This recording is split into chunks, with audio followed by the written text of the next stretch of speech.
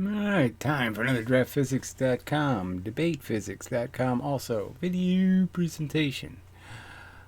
Still talking to Paul Nord, but it's kind of futile, so I'll read some of that at the end of the video and just go a couple of the arguments here through some of these little clips of Bruce Yeany.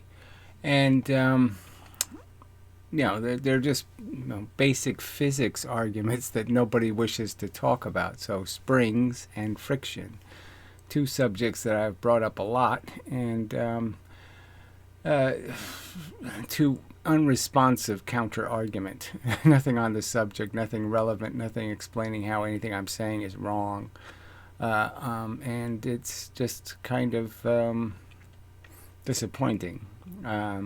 That the defenders of the conventional, contrived nonsense can't do better in terms of providing something for me to argue with, but they provide nothing. So anyway, so in this case, Bruce Yeany is just basically going to launch things off of a cinder block and then launch them off of each other. And as I've pointed out, there's going to be a different amount of energy in the objects depending on that circumstance, because the immovable object will not absorb any of the energy, and therefore the only thing that is going to move twice as fast. And you can sort of see that in this little clip, so we'll play that to start. Alright, and if you look, this one has a spring-loaded bar on it. So you can see how far it goes and how fast it goes, and so it's just a visual test. There's no qualitative data here, but it's, pretty obvious, yeah, from the video. That's good. So now it's just all of the energy has to be split between both objects. So now they're both going to have half the amount of momentum.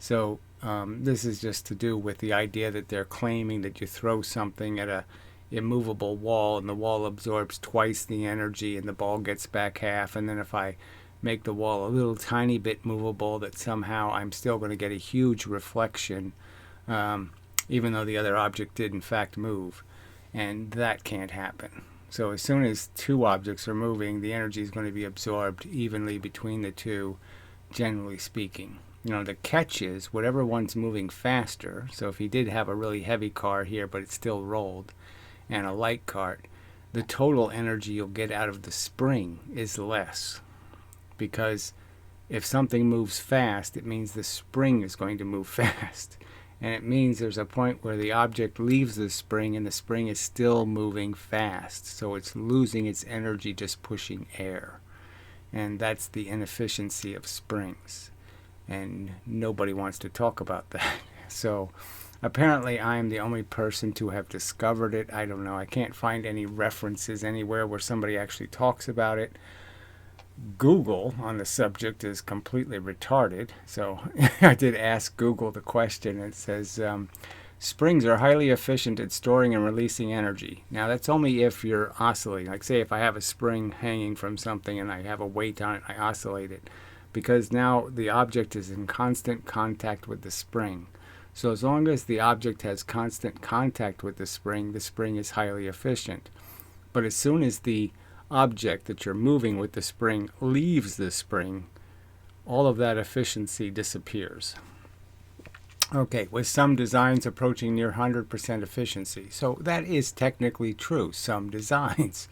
But obviously if you're designing it as a launching device, it's going to fail catastrophically. But no spring is perfectly efficient due to energy loss from friction and internal resistance. Now another statement said something like it's like the most perfect energy storage device known to man or something, something really silly. So anyway, so let's just do this real quick and you'll see that the carts are going to move substantially slower. So not even off the table, right? So the other cart went off the brick was going a further distance. So the red cart only went this little tiny distance. From the cinder block, it went all the way across the table, almost rolled off the table. Clearly a higher velocity, a lot higher velocity. So clearly a lot less energy goes into the carts when two carts are moving. And this idea of subtracting momentums is not reasonable. It's not a reasonable theory. All right. Yeah. So I'll do some drawing and then come back to this. Come back to another video. All right. So we'll go over this once again. That this is the issue I'm talking about. Okay. So you have a spring and you compress it with some sort of object. Now, I would argue that if I took what Bruce Yeany also kind of demonstrated in the crash test, that I could take a 5 mass going 10V, or I could take a 10 mass going 5V, and they will create the same impact energy. So the collision between the two sort of proves that. Obviously, he did a collision with the 2.5 mass going 20V or whatever it was, the 4-to-1 ratio, and even that still has the same impact energy. So the idea would be is that's going to compress the spring the same amount. So you'd have the same amount of energy in the spring if you used either one of those objects. But if you end up launching these objects, you're going to get a different result. So if I put the 5 mass, okay, in front of the spring, I'm going to get a lot less energy than if I put the 10 mass. So that I could have the same spring compression. I could put a 10 mass or a 5 mass, and I'm going to get more momentum, that is more total MV, okay, out of the 10 mass. All right. And so they use this to contrive their argument that somehow kinetic energy is conserved, and it's not that it's being conserved. The simple argument is when the spring expands, okay, it expands at a rate, a velocity. And that velocity is dependent on how light or heavy the object is. So you can imagine that the spring expands much slower, okay, when it's a heavy object, and it expands much quicker when it's a light object. And there will be a point where the spring, say, is going 30 miles an hour. We'll just come up with a number. And the actual object will be going 31. Okay, so the spring was going 32 miles an hour, let's say. It gave the object 31 miles an hour, and now the spring is starting to lose its energy. It's gone past its peak velocity, but it still has lots of energy. It just has gone past its peak. And what's going to happen now is the object's going 31, so the object's going to leave the spring. And whatever's left in the spring is just going to end up being an oscillation.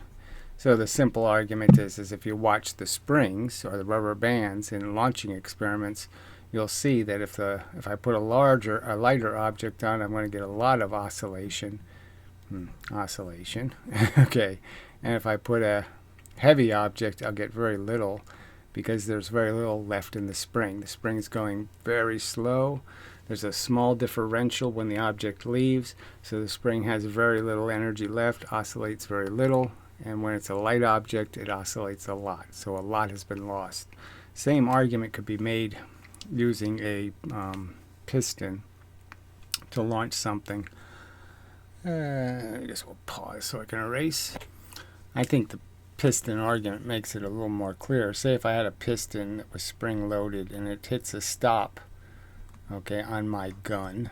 All right, so I have a gun that's going to shoot a piston, and the piston is going to launch an object I might put in the gun. You can understand that when the piston hits the stop, it's really going to be dependent on how much energy it still has when it hits that stop. So you can understand the piston's pushing, the object's going to move at the same rate or speed that the piston's moving at, and then when the piston hits the stop, it's obviously got a bunch of energy. So if it's going very fast, it's going to hit the stop very hard, and it's going to be basically preventing the recoil of the object, because it's going to be pushing a bunch of force in the opposite direction, in the forward direction, rather than any energy accepting a recoil. So you can understand that the recoil is going to demonstrate, the lack of recoil is going to demonstrate how much energy you lost. And then if you put a heavy object in, okay, the piston will be going very slowly when it hits the stop. You'll obviously have gotten more of the energy into the object you were launching, and you'll have far less left, okay, in the piston, in the gun. The gun will hit the stops with less energy. That means you'll destroy less of the recoil with the counter forward motion of the piston hitting, and so you'll have much more recoil. And so I showed the platform experiment that basically demonstrated that by launching something off of a platform suspended, and the platform dramatically recoiled launching a heavy object, and barely recoiled launching the light object, demonstrating that a lot of the energy was just lost and wasted in the fact that your spring, your rubber band, didn't give all of its energy away. So I'm arguing that what I just said is physics fact, okay, and it's completely ignored or refuted or disputed by physics. They claim something else to be true, and I would argue they have no evidence that something else is true because it's so obvious there's no other explanation. It's just an absolute fact that if you're launching something with a spring or a rubber band and you're using the spring or rubber band directly, you're going to lose its energy. Now, I have pointed out that you can make a lever launcher, and then you can have a spring, and you can guarantee that the spring stays in contact, and you can also guarantee that no matter what size object you place at the right locations, a heavy one close or a small one further away from the fulcrum, that the fact is you'll be having exactly the same velocity in the spring. So you can launch the 2-mass object or the 1-mass object with exactly the same spring velocity. So whatever losses there are, they'll be exactly the same. And so you get a fair comparison for between the two. You'll launch the 2-mass at 1 velocity and the 1-mass at a 2 velocity, and that will be the outcome. And it demonstrates that momentum is conserved, not kinetic energy. All right. Yeah, I think we'll move on to the next segment. All right, so this is another Bruce Yeany demonstration. He's talking about Newton's first law and this, whatever stuff about things like to stay in whatever condition they're in. And it's really just about the fact that something isn't going to move unless you give it the force. You have to take what you have and give it to something. Something has to be impacted to be changed. And the argument here, I would argue, this is more a demonstration of friction and the fact that there's an inverse relationship between friction and velocity. So the higher the velocity, the less friction. The lower the velocity of a motion, the more you're likely to have contact. So if you're going slow, you're going to have contact with a surface. It's going to drag. If you're moving fast, there's less contact, less drag. And so that's what it's demonstrating. With short impulsive blows, and we see the block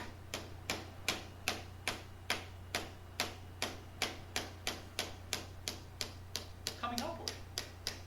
Right, so slow hits won't work because there'll still be lots of contact between the objects, and the motion will be exchanged into the object and it will move with the stick. Fast motions means that there's less friction, less contact, because you're limiting the amount of time. So it's, to me, pretty clear that friction. So why does it do this? Well, that's the second part of Newton's first. An object at rest wants to remain at rest until it forces X to move it. Well, in this case, so again, he's this block talking has a lot about of mass, and again, Newton's first law and some inertia idea versus that it's really a demonstration of friction. So I will go back to drawing, and so we've gone over this many times. So I could use lots of examples. So I kind of like the this magnet thing is a good example, right? You have magnets, and if I pull on them slowly, it's a lot of force I have to apply. But if I do it quickly, no problem.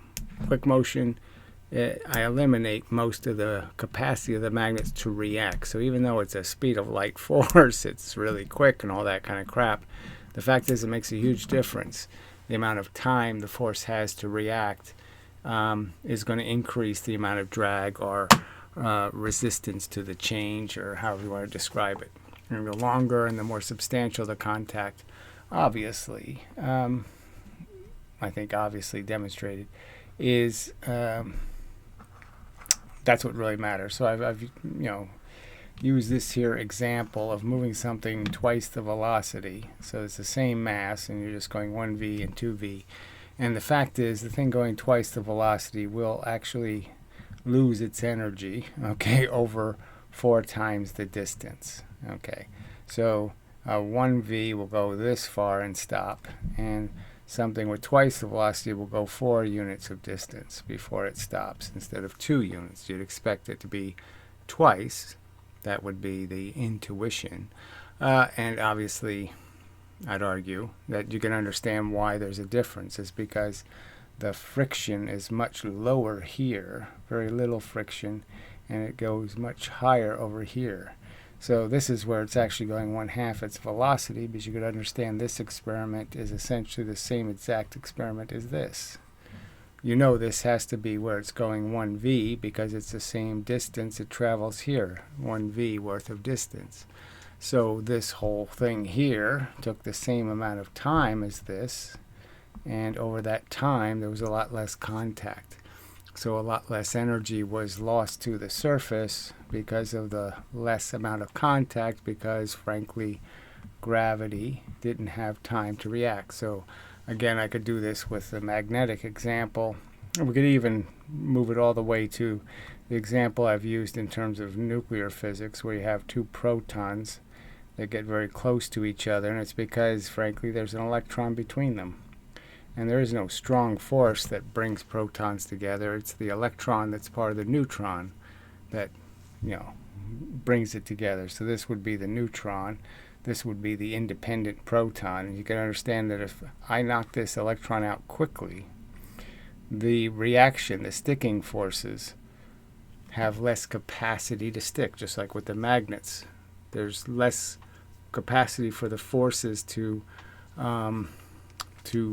drag and to interact, and so this is easier to move out of here.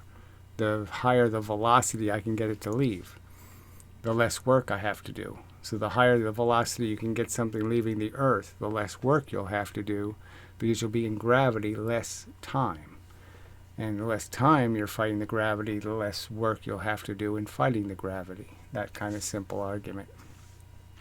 So this is like one of the most important physics concepts, is understanding the relationship between velocity and friction.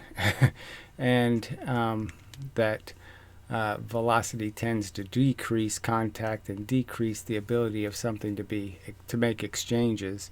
And the slower the motion, the more exchanges can be made. So this has a lot to do with how something might interact going through a substance, like a bullet. Might have something to do with the idea of sound. You could argue that there's a bunch of molecules, and if you can make the action move faster, then the idea is that you're going to have less drag, because now the capacity of the atoms, the glue that sticks the atoms together, needs time to stick them together, and you defeat the drag, by going quickly through the force. So I guess the simplest description of this is the simple, you have a gravitational body and you're going by it. The fact is, the faster you go by it, the less your motion is deviated, and the slower you go by, the more it's deviated, the more bent it is. And it's simply because you gave gravity more time to act on you and to cause a change in your velocity.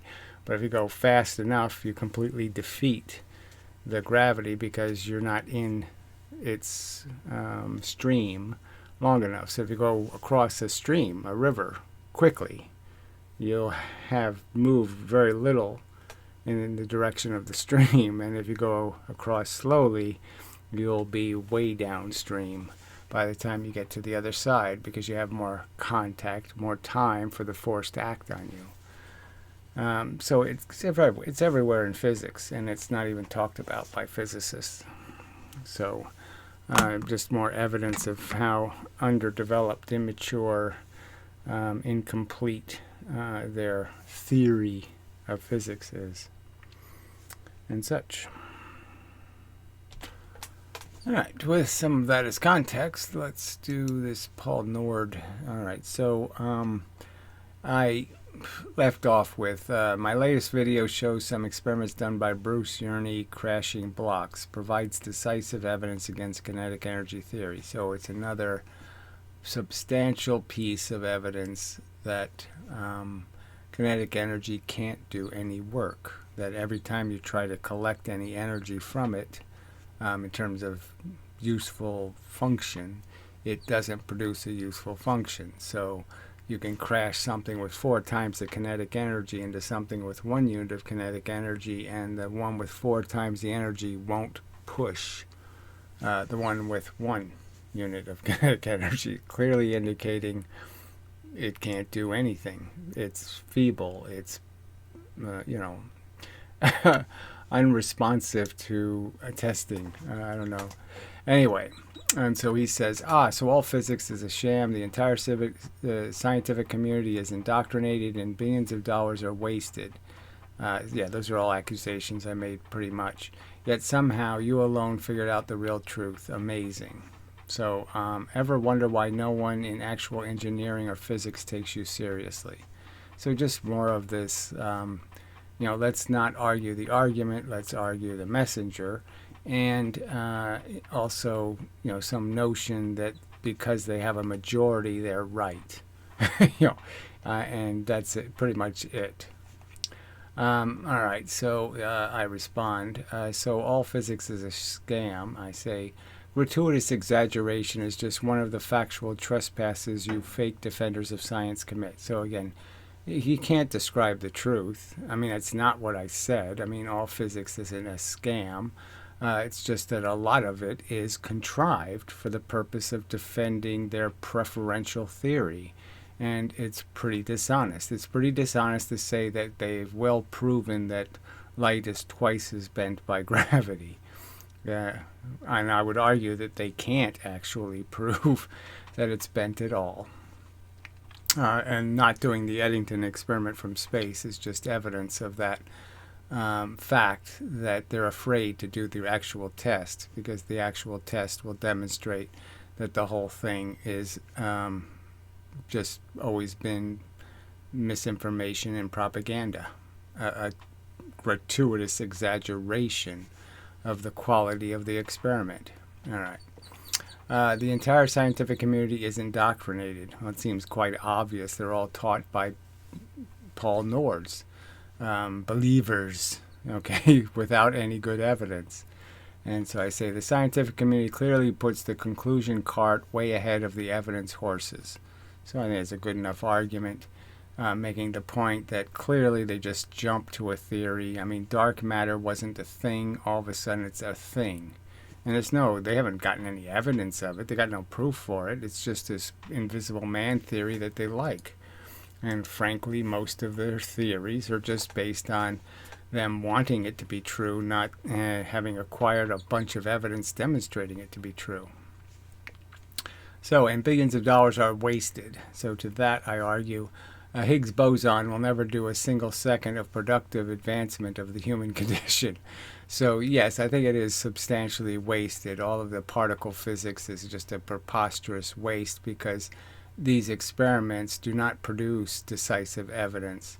They produce cloud chamber events that can be interpreted in 900 different ways. So it could go all the way back to the invention of the positron. They can't show you a positron. They'll show you an image from 1956, of a thing shooting into a cloud chamber that has the spin of a proton, but they're saying it's moving too fast, and that's it. That's the only argument they have. They don't have an argument that it's not a proton. They just say, well, our theory says protons can't go that fast. And that's pretty much all they have. So they're calling it something based on almost nothing as evidence. And again, the experiment was done by 3 other people before. It was called the positron. So the other people did the experiment and called it a proton. And then all of a sudden, one guy said, no, I'll call it a positron instead. And all of a sudden, now it's a positron. It's that subtle a distinction. It's a distinction without a difference. There was nothing different about the experiment. There's just a difference in their interpretation. Okay, and then he says, yet somehow you alone figured out the real truth. Figuring out you don't have good evidence is your jump to conclusions is something I was already doing at 7 years old. So, I mean, again, they give you this illustration of a photon as this 2 waves and these 2 magical fields. There's no description of anything physical or mechanical. There's no explanation for how this motion can function, how it's possible to have some 10-mile long snake thing traveling through space. It's completely made up mush. And no good reason to believe. And the fact that everybody else just falls for this crap because they say so, and that's all they have. And so there's nothing amazing because I'm not a silly dupe. I didn't fall for a God story either. So he says, amazing. And I say to amazing that you frauds get away with saying momentum must be conserved. Then the next sentence saying you can create it and destroy it anytime you like. You can make free momentum. In fact, they believe in it. You're just a duplicitous hypocrite. You're the amazingly arrogant person thinking the truth can only be known by the majority. You're just group thinkers. All right, and he says, ever wonder why no one in actual engineering or physics takes you seriously? And I really don't wonder because I've proven it over and over again. The fact that I've been kicked out of every forum in 24 hours or less merely for raising these subjects, okay? And that's it. I mean, the Wikipedia thing is all documented. I didn't do anything wrong at Wikipedia except suggest the physics has been inaccurately described. And there's no effort to fix those inaccuracies. All right. So I say, what's been demonstrated through every encounter is they are ultimately cowards. Fact is, they know their evidence is thin and insubstantial. So they'd all debunk me and have, like a flat earther or something and have fun doing it. But the fact is, they know they can't get away with that because the arguments are solid. They are good arguments. It's a reasonable thing to say, why can't you collect any of the kinetic energy in a ballistic pendulum? I mean, anything over the momentum. I mean, what's the rational explanation for losing 99.94% of the kinetic energy? What's the explanation? It's supposed to be able to do work. How come it can't do work? It can't move a spaceship and it can't move a ballistic pendulum. How can you people just sit there and pretend you have a great counter argument? Because you don't. All right, insubstantial, and they don't want to face the fact that they've been duped. I've offered thousands of dollars to be debunked and humiliated by real scientists, yet none of them taken the easy money. And it was real money, 4 or 5 years ago. To offer somebody $4,000 was a lot of money. No joke. Okay, if you can give me a fair price, I'm willing to pay you to play one of my videos and make a video response to the arguments. So yeah, I mean, what's his time worth? Can he give me a reasonable price for making a video? But no, we didn't get any response. So he's never responded to any of these arguments. So I've made all these arguments. He hasn't responded to a single one of them. And he just keeps making these same accusations that somehow I have done something unfair. And it's just a lie. All right, you won't test your ideas. So that's his response to me asking him, how much do I have to pay you? Won't make clear predictions. So again, it's just a lie. I mean, these are just lies. Won't engage with actual science. So again, I'm engaging as much as you can engage. I'm asking you, do you think springs launch things with the same energy no matter what mass they are? It's a simple enough question. I'm arguing that I think the evidence is decisive that they do not.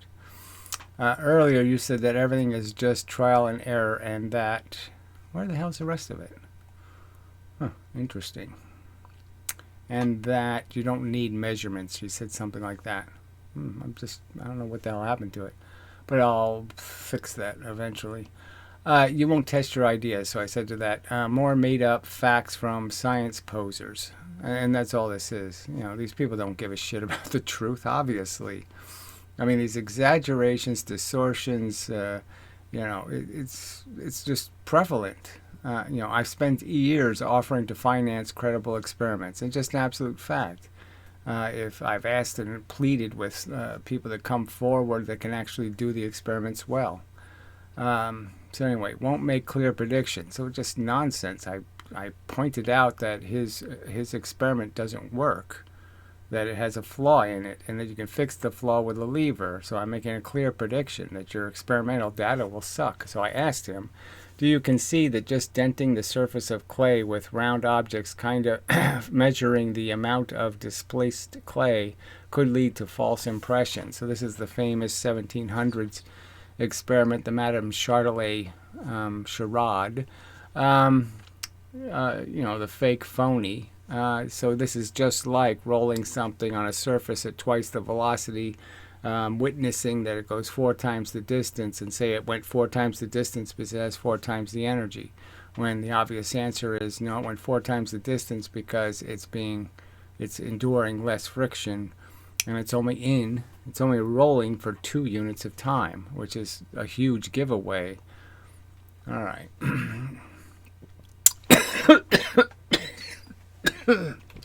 Sorry, bit of an allergic event. Anyway, there's experiments that'll get to the truth and experiments that are just a deception. So I'm arguing that obviously the rolling cart is a deception. Denting clay is a deception. The ballistic pendulum in some ways is a deception. If you're going to argue it has magical heat somewhere and you never test for the heat. Again, they say that if I have a 5-mass object and I'm moving it and then I add 5 mass to it, that somehow I've automatically created a catastrophic event that's going to destroy the velocity this way. Half the velocity this way will somehow be destroyed. Anyway, actual science is testing. So he says, and won't engage in actual science. And so I state, actual science is testing through, I should have said credible experiment and reasoning. So I just said experiment and reasoning. You'll do neither honestly, and that's the absolute truth. I mean, I've made all these arguments. I'm saying, okay, look, I've made the point that springs don't work as launching devices. Just a fact. If you're going to change the mass, you're going to radically change how much energy is lost in the spring's oscillation after the event. So it's not going to be a complete transfer of the energy. It's just an absolute fact that you won't completely transfer the energy. Not because of heat, not because of friction, but because of the fact that the spring still has energy in it after the event. Just obviously. And it's going to have a lot more energy in it the faster it was moving when the object left the spring. And that logic is indisputable. Just can't be denied. It's just an absolute fact. The spring's moving faster after the event, the faster the object leaves. Anyway, earlier you said that everything is just trial and error. I said that about the fact that the Wright brothers didn't need quantum theory. Okay, that everything wasn't invented by their silly physics theories.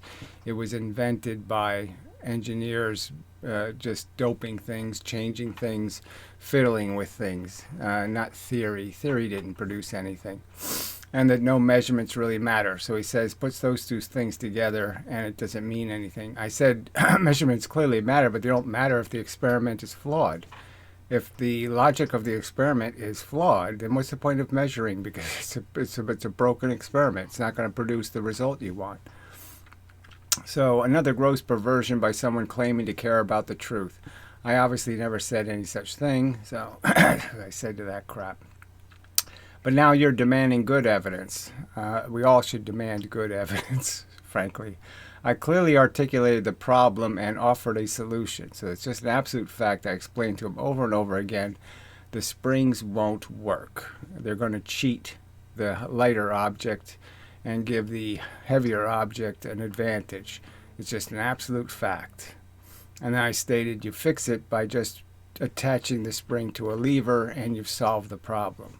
And he wouldn't even consider such a fix. You clearly paid no attention to either. And claiming scientists are avoiding tests. Well, it's just obvious they're contriving experiments and keeping it limited. So we know that they're evading doing the Eddington experiment from space because they have evaded it for 50 years. It's the cheapest experiment almost possible. You can't get cheaper.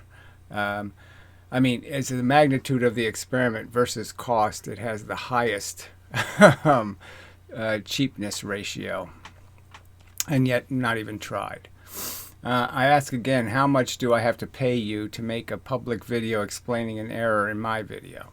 So, simple enough request, you know, that's doing science, is having the argument. I'm challenging you, all right, to make your argument. And instead of doing that, you're just running away and avoiding. Every single time I describe the circumstance, you avoid replying in any manner whatsoever to the actual point being made. All right, so then he says, which is it? Do measurements matter or not? So it's just idiotic because I never said measurements don't matter. See, I argue that your measurements are fictitious because the logic of the experiment is catastrophically flawed. So yes, I'm saying it's not an idealization. It's not even close to one. So you want me to make a prediction for a broken experiment. There's no point in doing that. Regardless, I told you exactly what would happen. Heavy objects receive more energy when directly pushed by a spring or rubber band. If you use a spring to push a lever, that corrects the imbalance and the half mass will go twice the velocity. So I said all of that. I predicted what would happen if you do the experiment right, but he won't do it right. You're insisting that I think your crappy experiment is in fact an idealization, and that's a ridiculous expectation. Okay. You could have saved us a lot of trouble. Again, the trouble was what? Attempting to argue the actual argument. Instead, you kept evading the actual argument. Do levers conserve momentum? You won't even say the words out loud that they don't. Okay. Even though you're claiming they don't. Okay. If you think your experiment is credible, do it and publish a video of the results. I will in turn make a video explaining the fraud you're committing because I'll explain how I've described in every way possible how your experiment is completely defective and your conclusion is nonsense. Okay. How much do I have to pay you to do the experiment and publish the video? Yeah, but go ahead. How much do I have to pay you to do this stupid experiment you propose that you claim will prove something?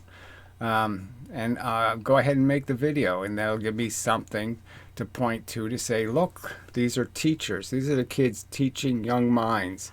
And look how dishonest they are.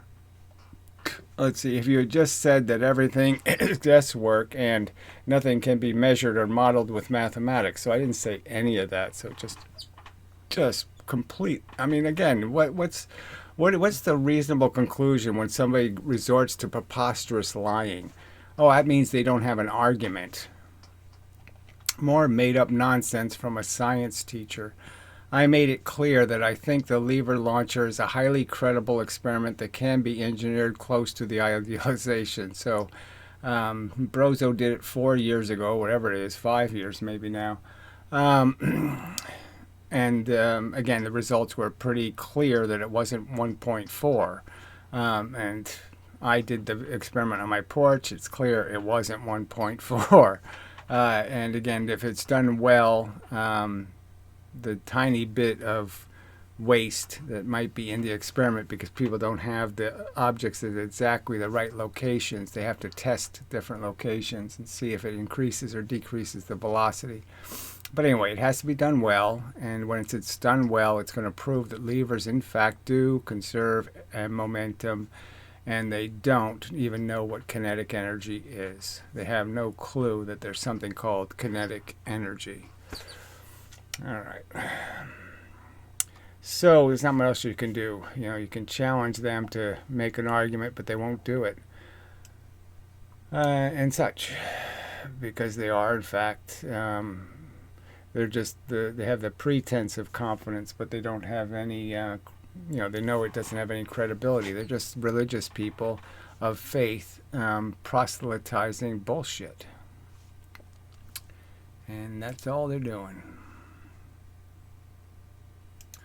All right, guess I'll throw in a couple of comments. It's only 2 comments on the last video, demonstrating that there's no kinetic energy in basic collisions, that you can't, something with 4 times the kinetic energy won't be able to show that it has any more kinetic energy, that kind of thing. So anyway, this first comment is kind of stupid. Anyway, in regards to the crash test produced by Yeany, would have also liked to have seen the same collision test done with wheels. That was in the video. Did it without wheels, then the second half he did it with wheels. So I guess he didn't even watch the video. And with different masses. Well, of course there were different masses. 1, 2, 3, 4 mass. Up to a 4 mass to 1. So very, very, nevertheless it was a good demonstration. Yeah, because it had all those things that you say it didn't have in it. It actually did have in it. Anyway, I enjoyed that. Would it be possible for you to explain to me, please, why levers work? Not how, but why. I don't know how you separate how from why. I have been thinking about it for a while and just can't work it out. So it's about acceleration and deceleration, as I pointed out. So I guess I can do that sort of quickly.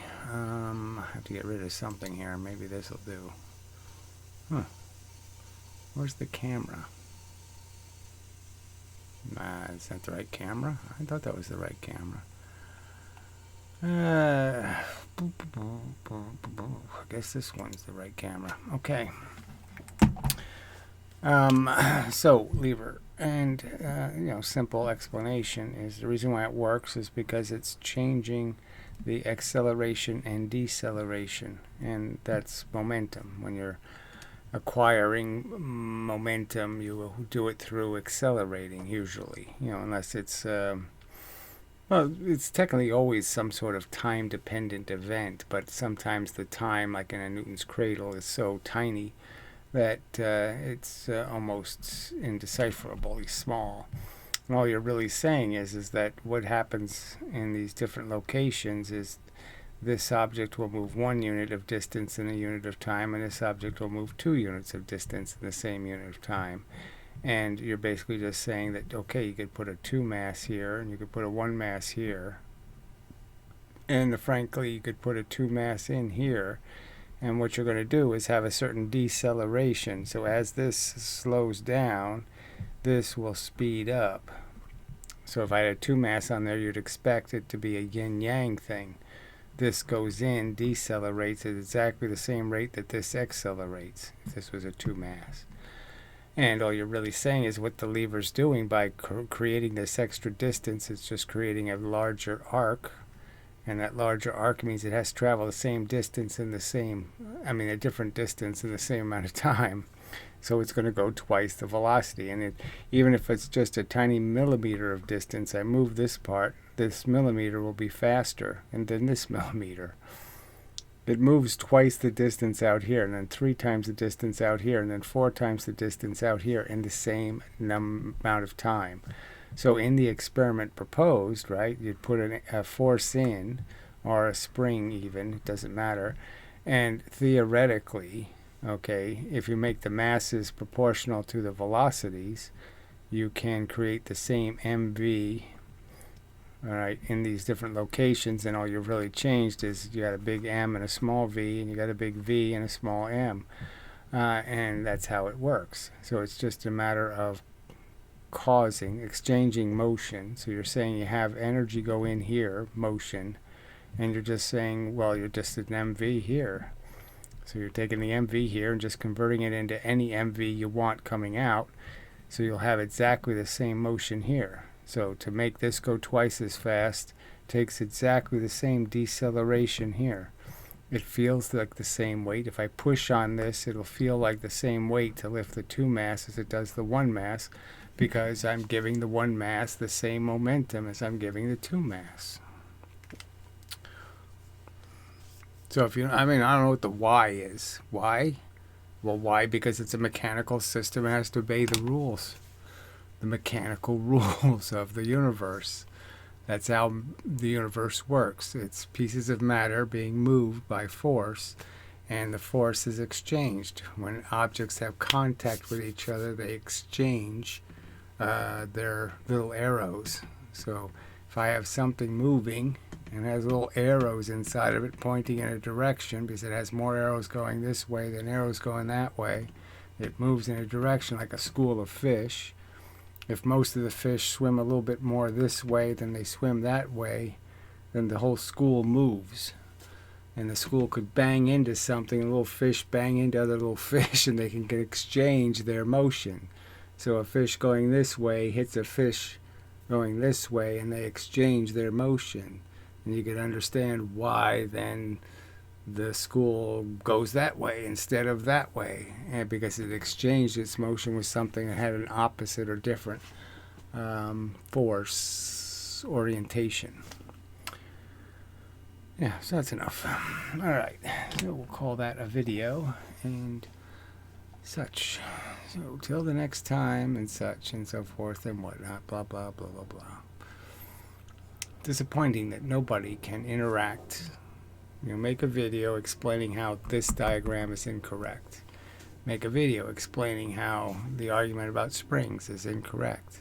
Make a video explaining how friction, the argument about friction being inversely proportional to velocity, is incorrect. But they won't do that, unfortunately. So, till the next time and such and so forth and whatnot.